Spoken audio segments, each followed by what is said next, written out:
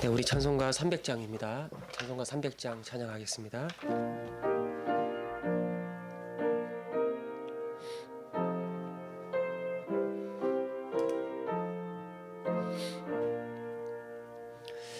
내 맘이 낙심되며 근심에 눌릴 때 주께서 내게 오사 위로해 주시네. 가는 길 캄캄하고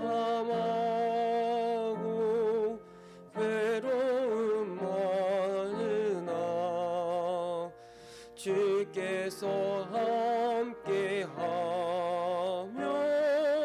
내 짐을 지시네.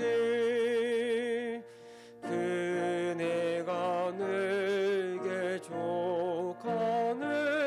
그네가 족하네. 이 괴로운 세상 지날 때 그네가 족하네. 희망이 사라지고 친구 날 버릴 때 주 내게 속삭이며 새 희망 주시네. 싸움이 맹렬하여 두려워 떨 때에 승리의 왕이 되신 주 음성 들리네. 그네가 내게 족하네. 그네가 족하네. 이 괴로운 세상 지날 때 그네가 족하네. 번민이 가득 차고 눈물이 흐를 때 주 나의 곁에 오사 위로해 주시네. 환난이 닥쳐와서 어려움 당할 때 주님의 능력 입어 원수를 이기네. 그네가 내게 족하네. 그네가 족하네. 이 괴로운 세상 지날 때 그네가 족하네. 아멘. 우리 시간에는 우리 주일학교 여름 사역을 위해서 함께 기도하겠습니다. 우리 현재 코로나로 말미암아 우리 아이들이 좀 오랫동안 교회에 나오지 못하고 있는데 하나님께서 우리 아이들의 신앙을 붙잡아 달라고 여러분 기도해 주시고, 또 이번 여름에 여름 성경학교 여름 수련회가 있습니다. 근데 이런 수련회도 이번에 이제 영상으로 온라인으로 이렇게 진행하기로 결정하고 우리 교육자들과 우리 선생님들이 함께 기도하면서 준비하고 있습니다. 비록 영상이지만 그 시간이 알차게 운영되게 하시고 우리 아이들이 하나님께 집중하고 예수님께 마음을 열고, 그래서 이 무더운 여름 그들의 믿음도 건강하게 자라갈 수 있게 달라고, 우리 아이들 한 명도 주께서 잃어버림 받지 않게 하여 주시고, 오히려 힘들고 어려운 이 시대에 그들의 믿음이, 주님을 향한 믿음이 더 굳세어지고 더 진실한 믿음으로 세워져 갈 수 있게 달라고, 우리 시간에 한번 우리 주일학교 아이들을 기억하고 여름 행사, 여름 성경학교와 우리 수련회를 기억하면서 우리 함께 기도하겠습니다. 하나님 아버지, 우리 아이들 오랜 시간 동안 교회 나오지 못하여 영상으로 예배 드리고 있습니다. 또 이번 여름에 이 여름 성경학교와 수련회도 현장에서 가지 못하고 영상으로 드리려고 하고 있습니다. 참 어려운 시간을 지나가고 있지만 주께서 우리 아이들 한 명 한 명 기억하시고 그들을 붙잡고 그들의 삶을 인도하여 주실 줄을 믿습니다. 힘들고 어려운 여건이지만 오히려 이때일수록 주님을 향한 진실한 믿음이 성장하는 계기가 되게 하시고 마음을 열고 하나님을 만나고 마음을 열고 예수님을 영접할 수 있는 그런 시간들이 되게 하여 주옵소서. 우리 교육자들과 우리 선생님들이 이번 수련회와 성경학교를 위하여 기도하며 준비하고 있습니다. 정말 알찬 수련회가 되게 하시고 의미 있는 성경학교가 되게 하시고 우리 아이들이 주 앞에 마음을 열고 진실한 마음으로 기도하고 주님을 찬양하고 하나님을 주님을 알아갈 수 있는 복된 시간이 되게 하여 주옵소서. 이 무더운 여름 그들의 믿음이 쑥쑥 자라가게 하시고 하나님께 사랑받고 많은 사람들에게도 하나님의 영광을 드러낼 수 있는 우리 사랑하는 자녀들이 되게 하여 주옵소서. 하나님 지치지 않게 하여 주시고 이를 위하여 기도하며 준비하는 우리 교육자들과 선생님들에게 지혜로 함께하여 주셔서 잘 감당하게 하시고 한 영혼 주의 마음을 품고 기도하게 하시고 연락하게 하시고 또 찾아가게 하시고 그들을 섬기기에 부족함이 없도록 저들에게 성령으로 충만케 하여 주옵소서. 우리 부모님들도 지치지 않기를 원합니다. 그들에게 힘 주셔서 위로하여 주시고 우리 아이들 신앙으로 잘 양육할 수 있도록 붙잡아 주시옵소서. 아멘. 주님. 아멘. 하나님 아버지, 이번 여름에도 우리 수련회 여름 성경학교를 현장에서 할 수 없어서 대면으로 온라인으로 지금 준비하고 있습니다. 우리 아이들 그들의 믿음이 식어지지 않도록 도와주셔서 오히려 더 진실한 믿음으로 자라가게 하시고 하나님께 기쁨이 되며 하나님께 영광을 돌릴 수 있는 우리 사랑하는 자녀들이 되게 하여 주옵소서. 이를 위하여 준비하는 우리 교육자들과 우리 선생님들 한 분 한 분에게 하나님의 지혜로 충만케 해주셔서 프로그램들을 알차고 풍성하게 잘 준비하게 하시고 성령의 역사가 임하는 그런 충만한 여름 행사가 될 수 있도록 하나님 인도하여 주옵소서. 그렇게 하실 주님을 기대합니다. 감사드리며 우리 주 예수 그리스도의 이름으로 기도합니다. 아멘. 네, 말씀 보겠습니다. 말라기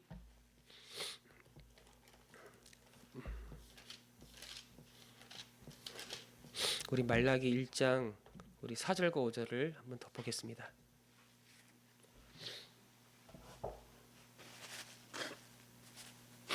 말라기 1장 4절과 5절 우리 함께 말씀 보겠습니다.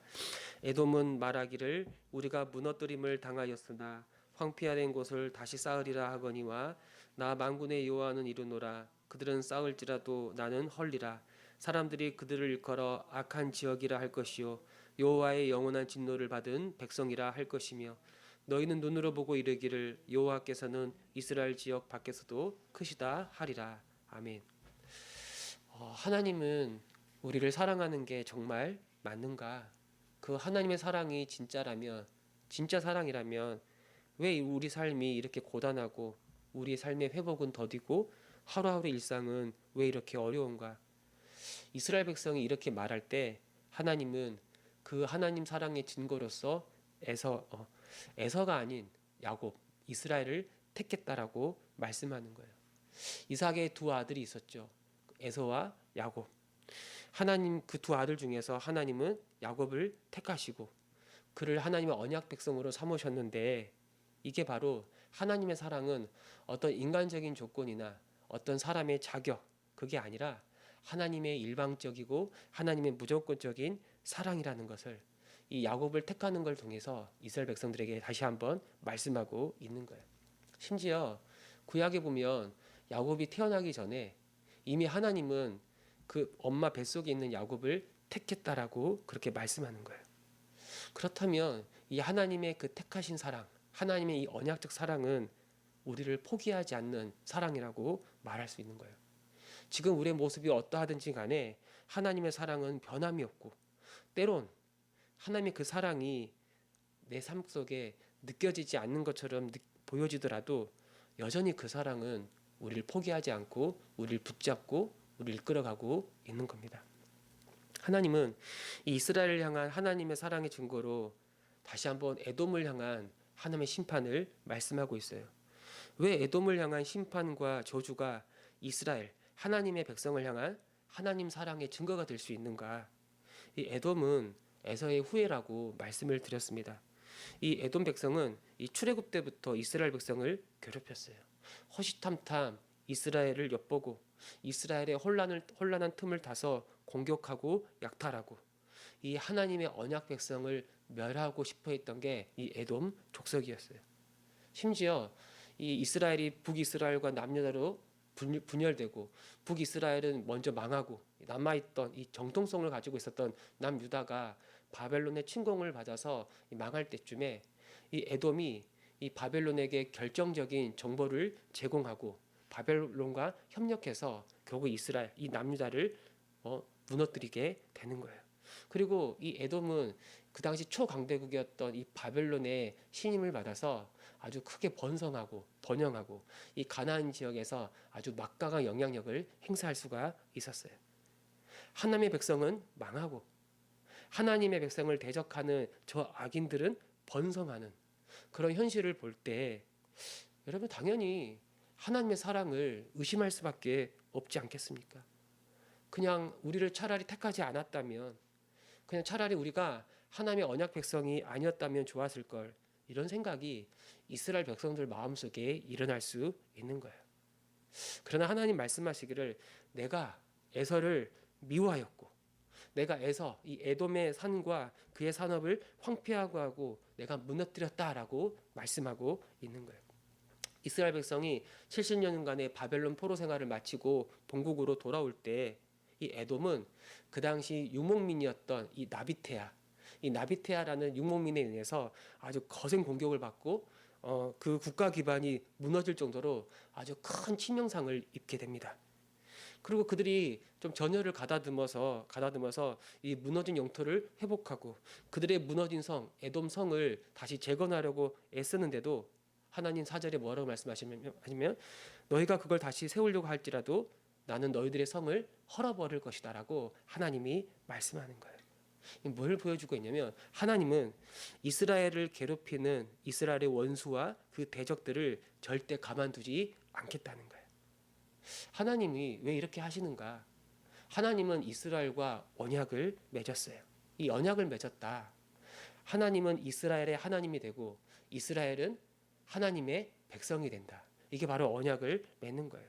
그러니까 하나님과 이스라엘이 분리될 수 없는 떨어질 수 없는 아주 깊은 관계 그냥 하나가 되었다. 남자와 여자가 만나 서로 사랑하여 결혼하여 그들이 한 몸이 되는 것처럼 이걸 언약 관계라고 말하는데 하나님과 이스라엘 백성이 도저히 분리될 수 없는 하나가 되었다. 이게 바로 하나님과 이스라엘이 언약을 맺었다라고 말하는 거예요. 그렇다면 이스라엘을 괴롭히고 이스라엘을 대적하는 그 원수가 바로 하나님의 원수가 되는 거예요. 단지 이스라엘 백성을 괴롭히는 건 그냥 그 백성을 괴롭히는 게 아니라 하나님을 괴롭히고 하나님의 원수가 되는 거라고 말씀하고 있기 때문에 하나님은 절대 그들을 가만두지 않겠다라고 말씀하고 있는 겁니다. 특별히 4절에 하나님을 어떻게 표현하고 있냐면 나 만군의 여호와, 이 나 만군의 여호와.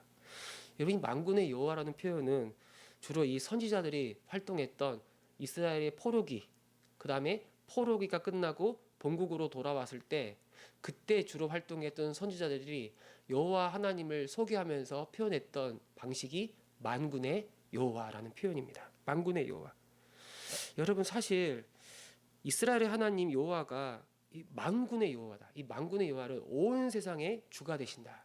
온 세상, 온 열방의 주가 되신다라는 그런 표현인데 지금 이스라엘 백성이 겪고 있는 그 현실과 그 상황을 보면 맞지 않는 고백이에요. 이스라엘은 여전히 약소국이고 심지어 포로 생활 끝내고 돌아왔지만 여전히 이 페르시아의 이 바사라는 국가의 식민지 그냥 국가예요. 그렇다면 이스라엘의 하나님 그 여호와 하나님 역시도 그 정도밖에는 안 되는 거예요. 그 정도밖에는 안 되는 거예요. 좀 강한 나라가 되어서 막 천하를 호령하고 뭐 열방들에게 조공도 받고 그들을 식민지 삼아야지 이스라엘의 하나님이 만군의 여호와라고 그때 이렇게 말할 수 있는 거지.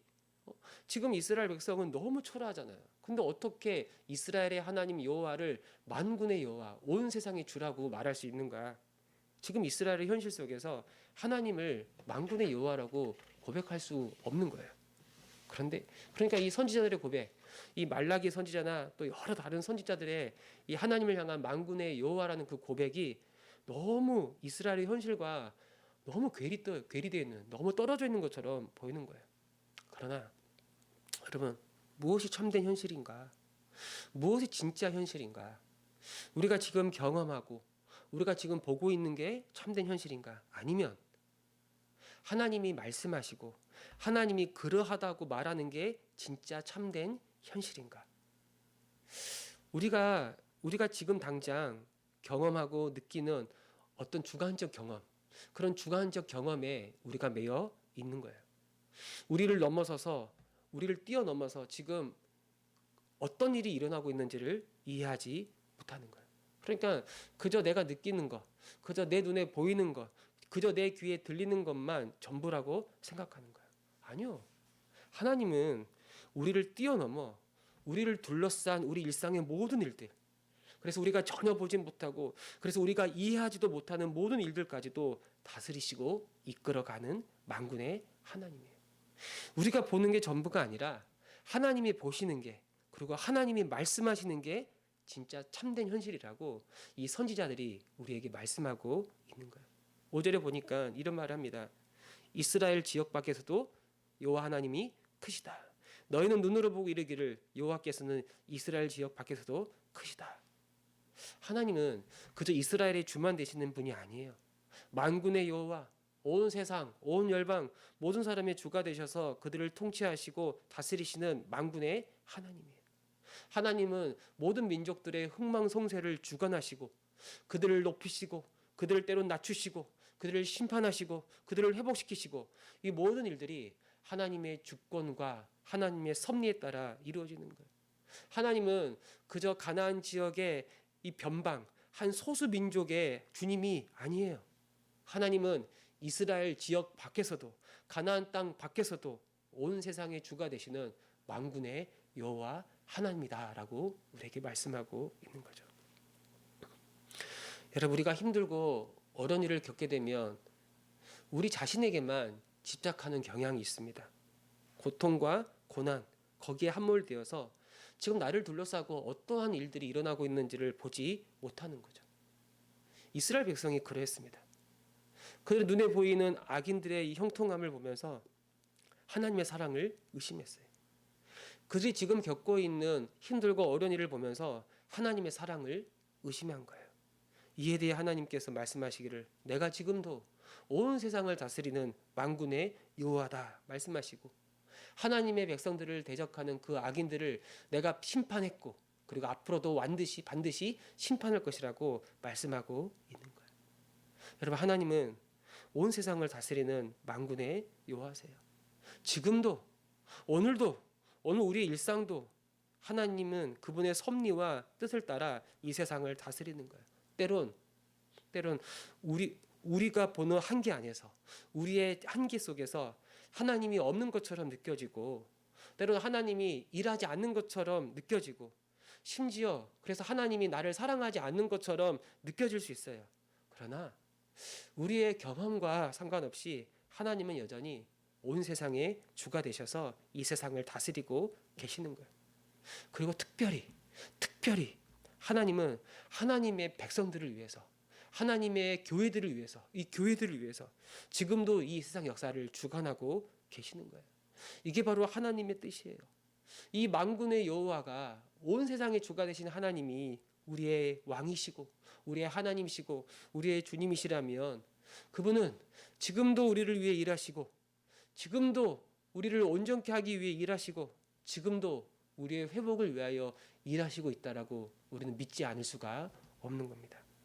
이 말라기 말씀은 하나님이 일하지 않는 것 같고 여전히 우리를 사랑하지 않는 것처럼 보이는 바로 그때에 하나님의 계시, 하나님의 말씀을 통해서 여전히 만군의 여호와 하나님이 우리를 위해 일하시고 우리를 다스리시고 우리를 사랑하신다는 걸 우리에게 보여주고 있는 거예요.